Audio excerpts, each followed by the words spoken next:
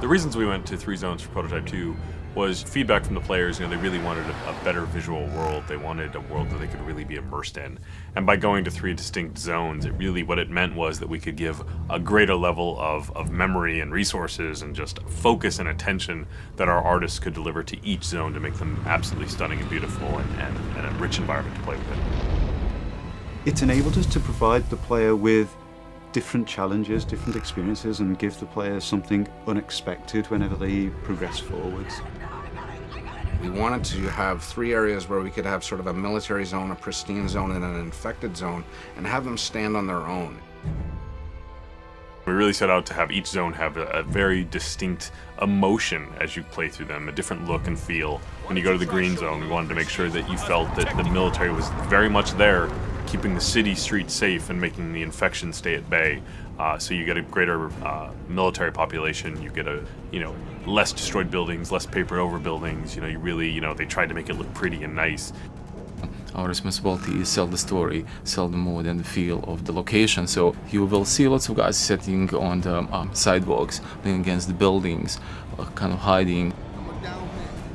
We also focused on having a dynamic exposure so that you could have dark areas and bright areas, and having the camera really adjust for that. So it didn't feel like this monotone area of just constant intensities.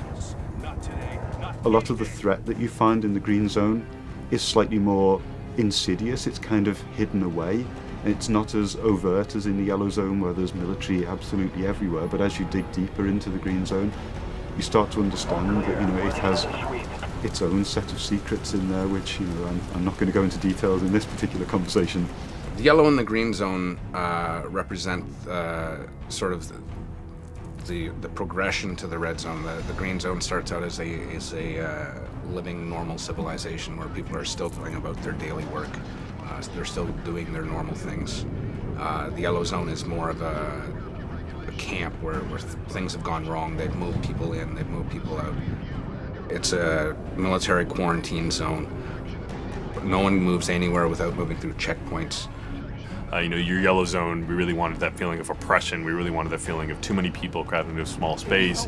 We wanted to make you feel that Gentek is performing experiments on the human population. With the yellow zone having kind of expanded in such a way that the shanty towns are spilling out into the streets, what you tend to find at ground level, at least, it's a much more enclosed gameplay space and a much more dense gameplay space, which means that if you get into a fight, it changes your tactical options. So it's just asking different things of the player and requiring them to approach situations in a different way. The checkpoints are far more important. The places where the military lineup meets the protesters is a far more interesting space than just a space that's completely filled with military or a place that's completely filled with infected. So as you go through each zone, you really will feel, this is the heart of darkness. This is sort of the safe zone. And this is kind of the, overcrowded, too many people, and even the people within that, the general population.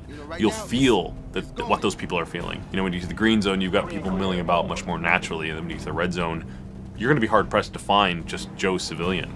You're going to find a lot of infected. You're going to find a lot of people worried for their life. So the zones are actually unlocked in a linear sequence as you go through the game.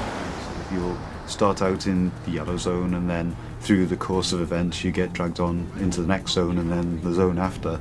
But once you've unlocked any given zone, you're free to travel between them at will to complete any of the side missions or other content that you may not have finished there, or things that you want to go back to try and to improve your performance at, etc. Prototype 2 is still very much a completely open world game where you have total flexibility to go wherever you want and do whatever you want whenever you want.